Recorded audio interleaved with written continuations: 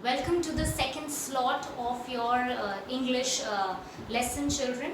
So now we are going to do the third type of noun, that is the concrete noun. Now children, we have already covered two types, common noun and proper noun. Now what is concrete noun? Children, what do you understand by the word concrete? Concrete is a material which is used in building houses. Right, children? Concrete is something that builds something. It is hard. Right, children? You can touch it, you can feel it. Right? So, from the word concrete, we have concrete nouns. Concrete nouns are nouns which we can see, touch, taste, hear, smell. You can basically hold them.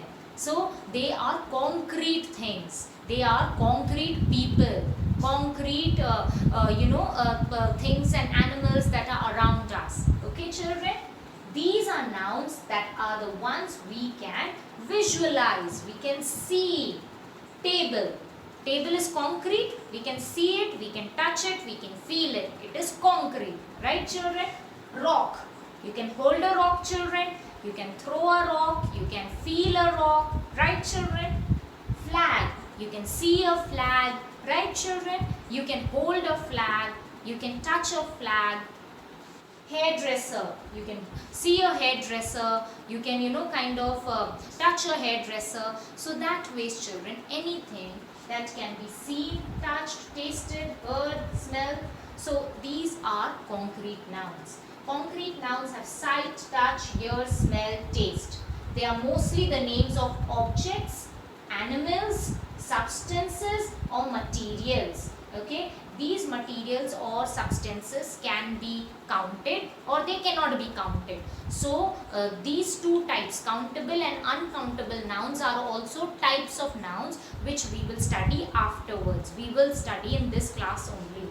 So just now we are doing concrete nouns which can be held, which can be seen, which can be touched. Cake, oxygen.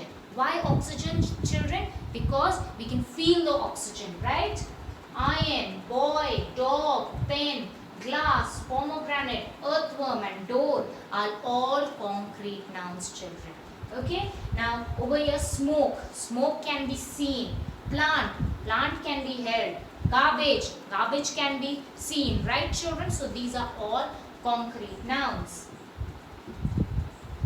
Now we know concrete nouns which we can be seen. Now nouns which cannot be seen, children, are abstract nouns. You can see concrete things. Concrete means which we can hold, which we can nicely touch. Abstract which we cannot touch and see. These are nouns like ideas, concepts with no clear picture, with no clear image. Right, children? So these the pictures or images cannot be formed. Which are the proper noun? Abstract nouns. Abstract nouns are ideas, thoughts, feelings, emotions, concepts like sincerity, anger, happiness, hope, love, intelligence. These are abstract nouns, children. Can you see intelligence? But you know it's there, right? Can you see love? But you can feel it, right? Can you see happiness? But you can feel it. So these are abstract nouns, children, which you cannot see. So we have concrete nouns which can be seen and abstract nouns which cannot be seen. Okay, children? We have common nouns which are general and proper noun which are specific about some person, place, animal, thing. Okay? Then we have concrete noun and abstract noun. Okay? These abstract nouns can only be described or and imagined. Like you can imagine how love can be, bravery, friendship, health, wealth, knowledge, childhood, talent, excitement, anger. Okay? Children, these are all abstract nouns. Then collective nouns, children. Now children, collective nouns, you understand the word collective? Collective means group, right? So from the word collective we mean group. Very easy. All group of things are called collective nouns. Collective nouns name a group of people or group of things like crew, cast audience of people. Class, class of students. Committee, committee of members.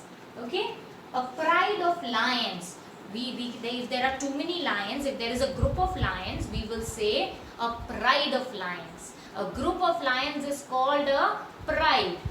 A flight of steps, a group of steps is called a flight of steps. An army of ants, if there are a lot of ants, they are called an army of ants. An army is also used for soldiers, an army of soldiers. Okay, if there are a group of men, a group of soldiers, they are army of soldiers. A class of pupil, a swarm of bees, a brood of chicks, a string of pearls, a gang of thieves, a crowd of people. If there are too many people, crowd of people.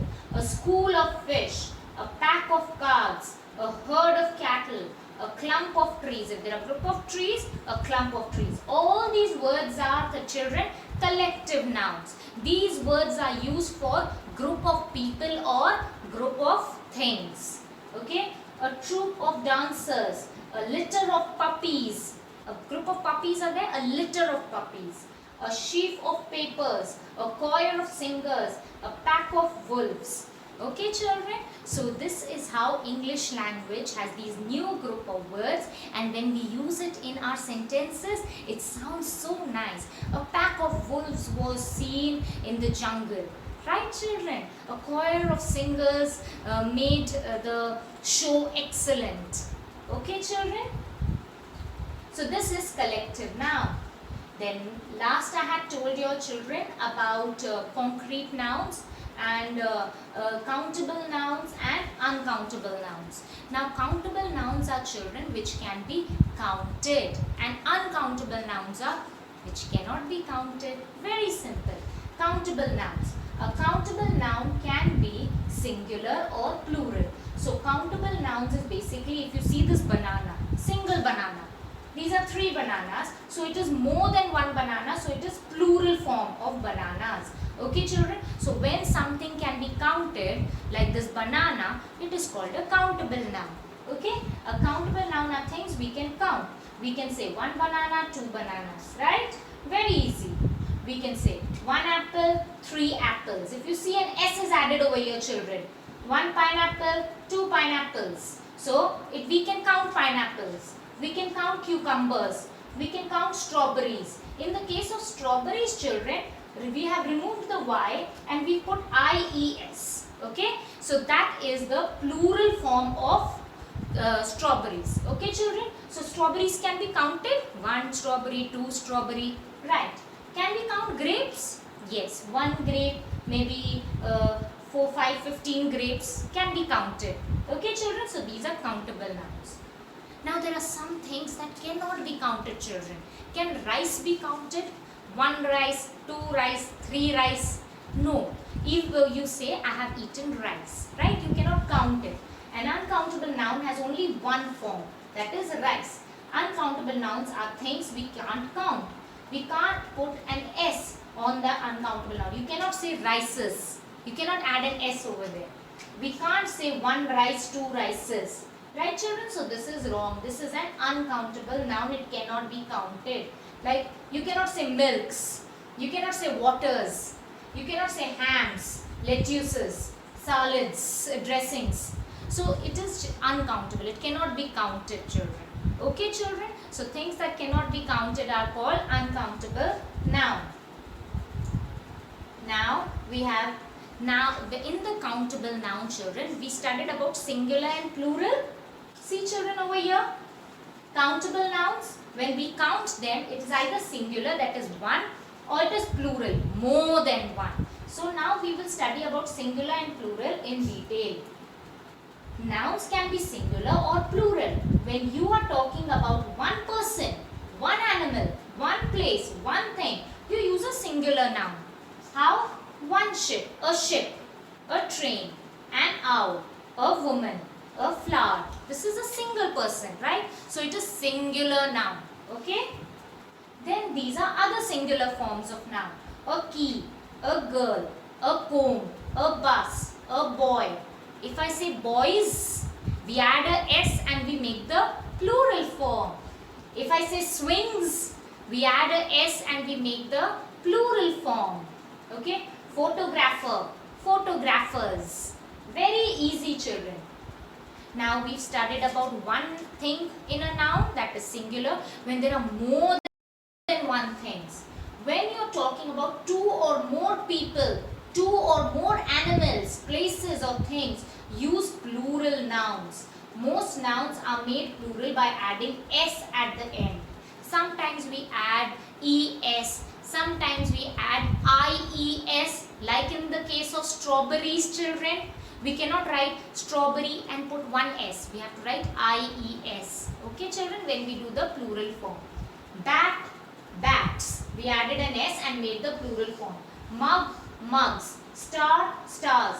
Fan, fans. Cap, caps. This is the plural form. These are some other examples, children, about a singular and plural form. Bird, birds. Broom, brooms. Camel, camels. Desk, desks. These are all nouns. Singular nouns, plural nouns. Doll, dolls. Egg, eggs. Flower, flowers. Folk, folks. Game, games. Lamb, lambs. Nest, a single nest. Nests, lot of nests. Pen, pens. Photo, photos. Shirt, shirts. Okay, children, let's do a quick recap over here, children. Nouns are naming words, all the things that have names. Which are the types, children? Common noun, general things. Proper nouns, specific things, children. Concrete nouns, which we can hold. Abstract nouns, which we cannot see. Okay? Then in common noun, we have countable nouns and uncountable nouns. Countable nouns, which can be counted. Uncountable nouns, which cannot be counted. Then we have collective nouns, children. Group of things. And in the case of countable nouns, children, we have singular and plural nouns. So you have covered the entire area of nouns, children. Well done. Very good. It was not an easy topic, but you did it very well. I want you all to do the worksheet, this second worksheet of nouns as well. Another very interesting worksheet. You have to think a little bit. Some very beautiful pictures are there. Try doing on your own. If you don't understand, I will be sharing the answer key with you all. Thank you so much, children. Have a wonderful day, and I hope you all enjoyed the class. Thank you, children.